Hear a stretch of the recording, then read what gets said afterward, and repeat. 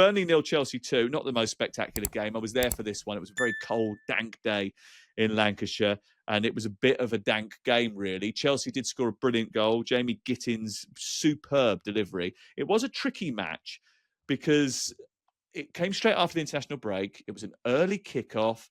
Chelsea decided to make a lot of changes with Barcelona, who are 1 point off the top in Spain, in view. They play them on Tuesday night.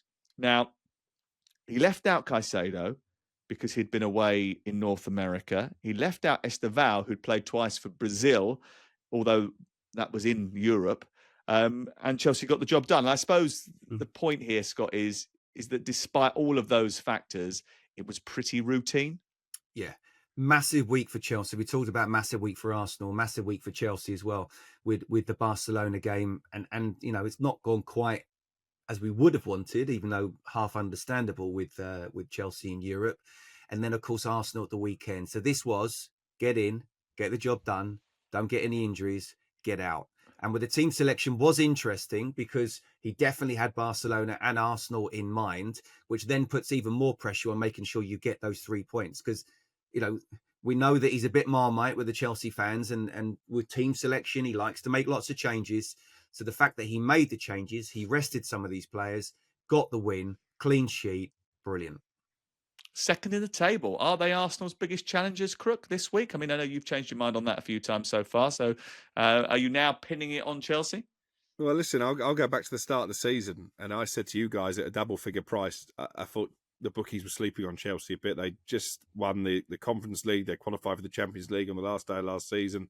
They won that Club World Cup, albeit without Barcelona and Liverpool there. And I thought they'd had a good summer. Because they didn't qualify?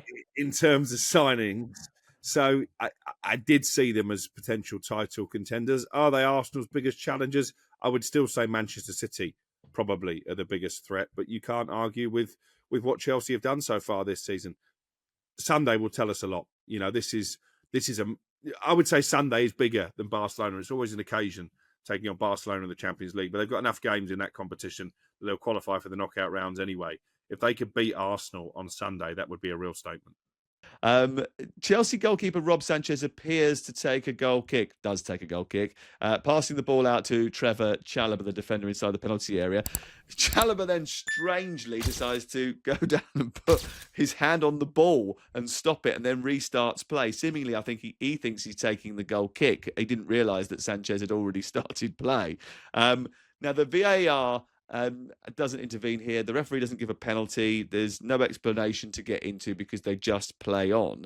Now, there's a similar incident in the Champions League last season when the Aston Villa centre-back Tyrone Mings restarts play against Club Brugge after it had already been started by his goalkeeper. He put his hand on the ball. It led to a penalty from Hans Vernaken. There was another incident in the Champions League in 23-24 when Gabriel wasn't punished in the game against Bayern Munich. There is different interpretations of this across Europe and different events. Sometimes there's a bit of common sense employed here. What saves Chalobah here? Is it the fact that Sanchez doesn't spot the ball properly before kicking it, so it looks like he might just be nudging it, or is he just a little bit lucky?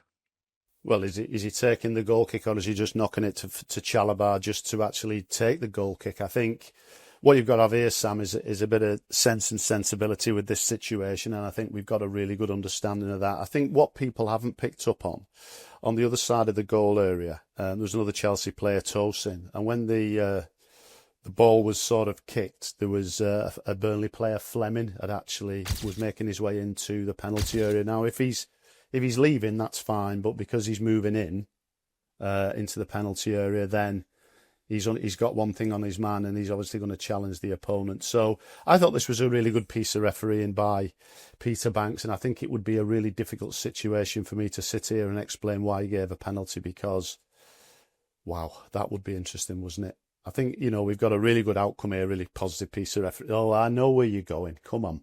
Let's have it. I mean, he's a little bit lucky because he's none the wiser, but I did think that Sanchez had knew exactly what he was doing. He was playing the ball, and Chalobah just wasn't aware of that, and he just bent over, re-spotted it. Sam, I've just got a vision here of you going round Turf Moor going, it's a penalty, and he knew what he was doing. He knew what he was doing, running round Tony Teller. He knew what he was doing. I might have given a penalty initially, yeah, and then been told by the VAR that I'd got it completely wrong because there was someone encroaching, and I would have taken that because it's good to get help from VARs every now and again. But I do think that Chalobah was a lucky boy. I think he was just taking a little bit of a risk there. Sam, just kick it long. Just kick it long. Just kick it long. Kick it long. It's the future. Let's talk about another incident in this game. Badiashile on Estev. Caution, but no penalty. Was the ball in play? And that was a question that Stuart Pearce and I were asking during commentary on Saturday lunchtime. Maxime Estev was attempting to run onto the pitch from the touchline to attack a corner. Badiashile, who was positioned next to the goalpost, blocked Estev's access onto the field while holding onto the post, essentially basically preventing the opponent from joining the attack. He was cautioned by the referee. The decision was to play on and retake the corner kick, but should it be? Because a penalty kick can only be awarded for a foul that occurs while the ball is in play and committed by a defender inside their own penalty area. I do think, actually, if you commit a foul behind the goal line, perpendicular with the penalty area, it can be given as a penalty. Am I right? Because it all depends. It all depends where the ball is. But if you look at this situation, and I'm really pleased about this because we've seen this season some really good detections on holding and grappling. And what was thrown at me very early in the season is after the international break, the referees will ease off.